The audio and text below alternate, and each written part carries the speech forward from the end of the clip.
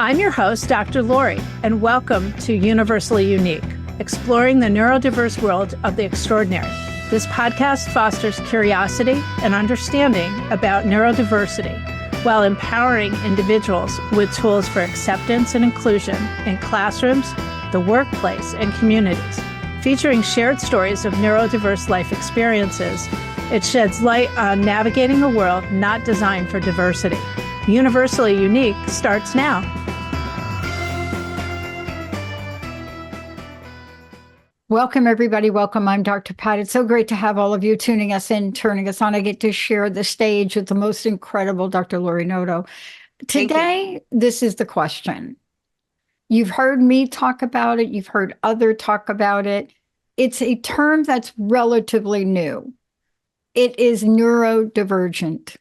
Now, we're going to find out from Dr. Lori not only what this means, but how this phrase, this word, this way of being has transformed over time. And what is it about this particular word to describe a group of people that seems to resonate these days more than any other word out there? Dr. Lori, welcome. This is a great show, and it's a great topic to talk about the depth and the breadth of this. It seems like we've taken just about everything floating out there that's related to neurological or something and put it here. Is this helpful now to have a phrase like this? Does it describe more what neurodivergent is, or are we just confusing the issue more? I think we'll get into that, but I'm going to actually have us take a moment to pause and relax. I like to get us started in this way. So we'll take 3 box breaths together. So you're going to breathe in for 4, hold for 4,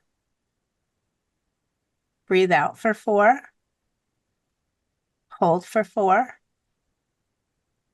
breathe in for 4, hold for 4, breathe out for 4, hold for 4, breathe in for 4, hold for 4, breathe out for 4. And there we are. So I haven't been counting. Easy to do. Yeah, I haven't been counting because I think everybody's 4 is a little bit different. So what I wanted to start with, though, is I wanted to talk about the podcast banner and kind of how we put that together and what it means, I think, to me, and I think to Dr. Pat as well, because we did this together. And how does this represent universal uniqueness? So I think hopefully folks have had a chance to see the visual for this. So even if you're listening to this and not looking at anything, hopefully you've seen the promotional piece. And I see it in 2 pieces. I see the open window as limitless possibilities. I think that many individuals who have fit into this group and to many other groups have oftentimes found themselves in situations where people did not believe that they had as much potential as they really truly have and discounted them very easily. So I think the window for me really represents the possibility of the world is yours in whatever way you see it. And I think some folks will open the window all the way. Some folks will only open it a little bit, but it really should be up to them and not up to people from the outside making judgments and decisions about them. So that piece, I kind of see that in that way. And the other part where there's the silhouette with all the puzzle pieces, I know Dr. Pat and I had a long conversation about this as we were picking out that particular symbol. The puzzle pieces have been associated frequently with autism and the autism community. And I think the people who originally put those puzzle pieces out there as a representation of autism saw people with autism as a puzzle to put together. And that's not the way that I see it. I see that silhouette more as the possibility that we're all puzzles. And as you put us together, you get a different visual. So everyone has different possibilities. Everyone has different pieces that go into who they are. But I don't necessarily see it as you are a puzzle that needs to be solved, because I think that gives people an impression that people with autism are complicated, which quite honestly, everyone's complicated, and that, I have to be able to figure this out. I think sometimes trying to not figure things out actually makes it work better. Yeah. You take folks for who they are at the moment that they're in. Certainly, if you're working with younger folks or trying to help folks develop skills, you don't want them to not make progress. But I think we need to recognize that everyone is their own unique self, and that we're not necessarily trying to solve a problem, which I think is, for me, the original puzzle pieces were the idea that it's a problem that needs to be solved. It's not a problem that needs to be solved. It's a puzzle. And when you put the pieces together, you get different pictures. And I think we need to recognize what the different pictures are, and everyone is unique.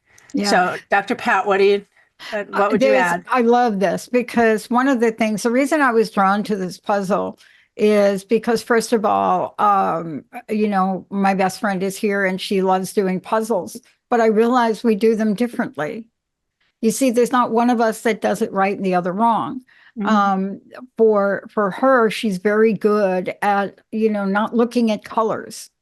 See, for me, I got to go by the color, and I get the color and I find the piece.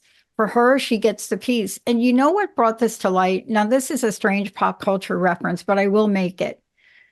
Most recently, Ben Affleck plays a character in a movie called The Accountant. And I will never forget one of the first scenes from that movie, where they take him to visit this place, and he's putting a puzzle together. And for some reason, he gets everything together and there's one piece missing. And the daughter of the owner, who's also autistic, sees the puzzle piece on the floor and brings it over and give it to him. Now, the reveal in all of that is he put the puzzle pieces together without looking at the picture. He put them together upside down. And so, why am I bringing that up? Well, there are differences in the way we may go about things, but there are not deficiencies. And that's really what we're talking about today, to change the landscape in the dialogue.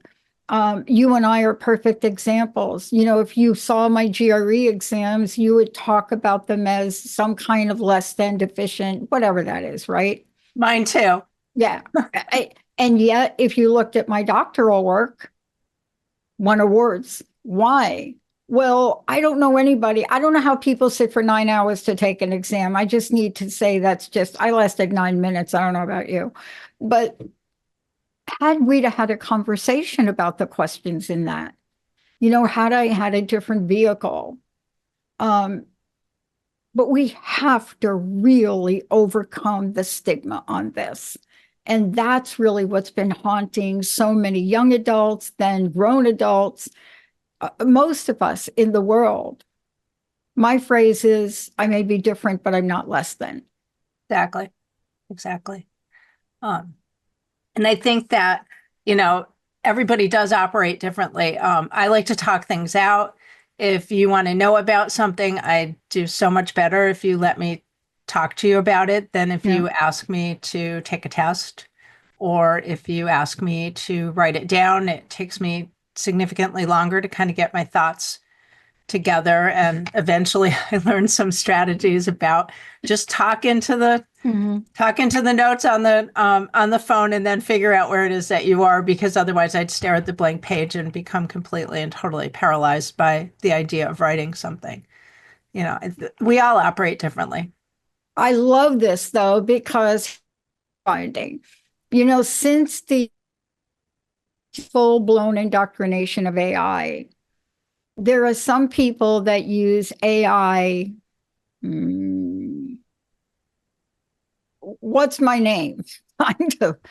But you'll find that there are some of us that have learned to use AI in a phenomenal way. And, for me, I relate to AI as if it is another being. So therefore, when I talk to it, I give it my profile. It knows more about me. It understands when I come back to have a conversation. It will say things like, oh, did you take the Harley out today? Because I built a profile, right? But it helps me ask it complex questions that I need organizing my thoughts on. And that's what I love. You know, today I was supposed to meet with Nat to go over video openers, but I realized that I am a little bit different. And the best way to sit down with both of us is not just to talk him through an opener and say, this is good, that's not good, but to take the opener and try to modify it so we have something that's tangible to see. And that's really what I find I have to do a lot of times, because my words don't always match what's in my brain. And I don't know if you could explain that or not, but I think that's kind of a common thing, right? I think that happens to everybody. I think so many things that happen to individuals who identify as being neurodiverse are things that are happening to other people within the general population, so to speak. It's just that the folks within the general population go about things maybe differently, are able to hide those things, so that other folks don't realize that that's how they're operating. You know, I think one of the things that I find really refreshing about many of the folks that I know that are neurodiverse is they just tell you what they're thinking. Sometimes it's a little blunt. Sometimes you're a little taken back by it, but you're not worried about what it is that they're thinking. You don't see an ulterior motive or a hidden agenda, because their agenda is right out there. And I appreciate that a great deal. One of the things that I did want to talk about today, besides identifying who is seen as being neurodiverse at this point, is I wanted to talk about a concept that comes out of education, primarily out of the special education arena, of person first language. And when I was working on my doctoral work, this was a big deal. This was you must always talk about people who have disabilities as people with disabilities and not disabled people, because that was seen as being disrespectful. And reconditioned all of my thoughts, reconditioned all my writing, which of course, when you go through and do any kind of check your writing, it doesn't like that because it looks like a giant run-on sentence. And more recently, more individuals are finding that they don't like that language because they see it as, opposed to being more respectful, they see it as being discounting who they really are. Historically, folks within the deaf community have always identified as deaf, and they don't like it if you refer to them as a person with deafness, because they see their deafness really as truly a very obvious, overt, big part of who they are. So they want to be referred to as deaf. That community always stood their ground on that. What has started to happen more recently is many individuals within the autism community want to be referred to as autistic, or they'll say, I have, I have autism, or I am autistic, as opposed to a person with. And I think one of the challenges right now, especially for some of us who have been around for a little bit, is making sure that we are talking about particular individuals in the way that they want us to talk to them. So what I would encourage our listeners to do as they are meeting folks who fit into any community, probably at this point, is to ask them, how would you like me to refer to you? Yeah. Some folks prefer to be called a person with whatever it is that is part of them. And other people want to be referred to with, with autism, with, ADHD, with dyslexia, that they see that as such a primary part of who they are, that they want that to come first. I do think the professionals who started the whole idea of person first language did it with the best of intentions to make sure that people thought of folks as people and as individuals who had opportunities. But I think it's kind of shifted, and especially the younger folks, on the spectrum, I've noticed, really don't want to be referred to as a person with, they want to be referred to, by whatever it is that is their neurodiversity. Yeah. I find this so interesting because what I'm finding in the relationship with people that are neurodiverse, I'm finding a different dialogue like you. I'm really seeing this group of camaraderie almost under the term of neurodivergent. And for the first time, I think, and I work with people in recovery, and people in recovery in this particular group come to me mostly to work with them in this field. Wonder why that is. But, just saying. But the idea around this is really a kind of cool one. And hopefully it will help take the stigma, because neurodivergent refers to people, our brains function differently, but they don't function less than. They differently is the great word, which means in this science language, there's typical and then there's neurotypical.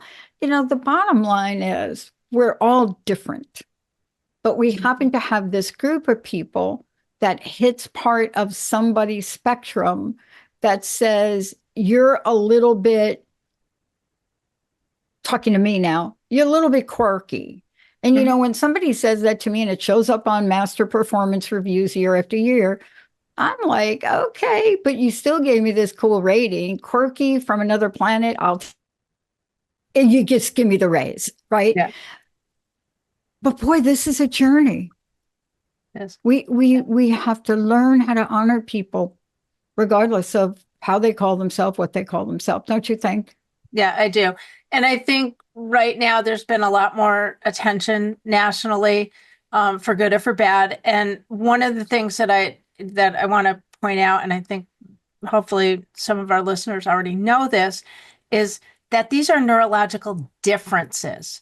They are not diseases. You don't catch autism. You don't catch ADHD. It's not like the measles. It's not a disease. It's not something to fix. It's something to understand and something to support appropriately, but it is not something that you're supposed to run in there and fix. And I think that some of the current discussions at the national level are making people feel less than. I've noticed a number of folks, autistic folks, posting things on various social platforms about this is not how I operate, and you don't get to talk to me about that. And I appreciate that. So what I'd like to do is just point out who fits into this category as it currently is described. About 10 to 20% of the global population is considered neurodiverse. So, that's a pretty good chunk of people. The possibility that you're going to come in contact with at least one person probably every single day who fits into this group of people is just about a guarantee. So the individuals that are currently considered to be part of this group are folks that are autistic, folks that have ADHD, individuals that have what is described as DYS, which pretty much covers a whole array of learning challenges, dyslexia, dysgraphia, which is a writing challenge, dysorthographia, which is a spelling rule thing. I think I have that. Dyspraxia, which is a motor challenge, dyscalculia, which is a math challenge, and dysphagia, which is a challenge in oral language. We know people who have all of these things. And, I know that when I was teaching, I actually have had a number of students come back to me later and say, I didn't realize that my phobia about math or my phobia about writing really wasn't a phobia. It was a neurological difference, and it was a learning challenge. It wasn't that I didn't want to do these things. And now I really understand it and have some other strategies. The other group of folks that fit in here are folks that are gifted or have high intellectual potential. Because when you meet folks that fit into that group, they operate differently in the world too. They think about things in a completely different way than probably many, many other folks do. But if you think about the people who are in all these groups and you think about who's done all of the new and innovative things in the world, almost all of those individuals are people who fit in this group. The people who invented, computer things, people have invented AI. I mean, they say that, Silicon Valley is like, the basket of, individuals who operate differently, individuals who are considered to be neurodiverse. They're all, they've all been sort of drawn to that field because they think about things in a way maybe that the rest of us don't necessarily think about them. So, the likelihood that, people who fit all of these categories is quite high. And many of them overlap, which I think, is happening probably much more frequently than recognized. I think sometimes when folks are having a challenge in learning, people overlook the parts that they bring that are outstanding. So I think, hopefully as we move forward as a society and as, and within the educational world, that we will get better at recognizing that a person can be both this and this, that they can bring multiple things to the table, and those two things together, create an even better potential situation.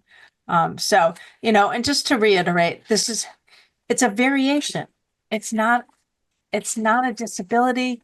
It's not a flaw in the system. Actually, quite honestly, I think it's probably evolutionary in that it's getting that there's probably a good reason why folks are being diagnosed more frequently. But these are folks that sometimes have challenges cognitively because they don't necessarily learn in the same way that we traditionally present information. Sometimes they have sensory things that are sometimes problematic for them, whether it's too much noise, whether it's too many smells. They may have some behavioral traits that one might prefer that they don't have, but those are usually communication. And we just need to help them figure out how to communicate in ways that are not problematic to other people or not problematic for themselves. So the real goal is to make sure that we're recognizing and we're providing accommodations. Yeah. If you are working with adults that fit into any of these categories, asking them, what do you need?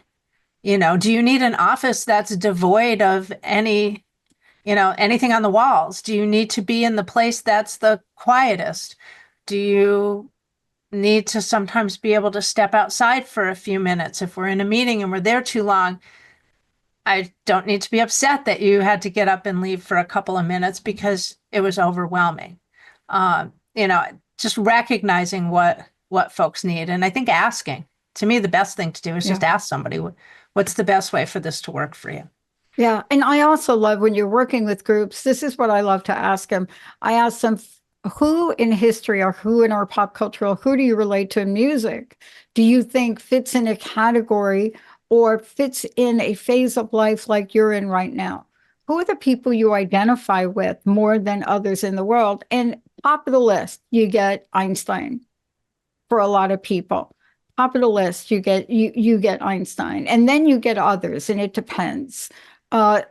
Some folks will point out Tesla.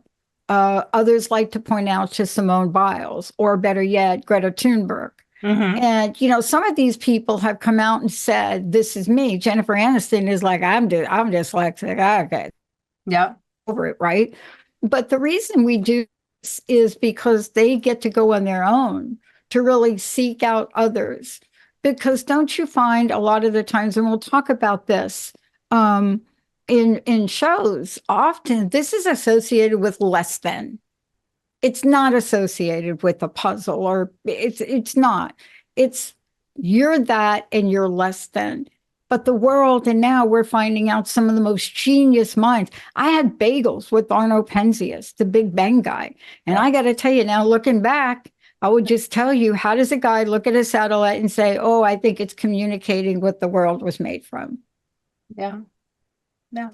I mean, there's so many people, and I appreciate the fact that many of them are publicly acknowledging, excuse me, how they operate in the world. And I think that the more that people say those things, whether they're admitting, whether they're pointing out that they're neurodiverse, or whether they're saying things like, I had cancer, please make sure you get your screenings, or Yep. I'm in sobriety, please, pay more attention to the things that you're putting into your body.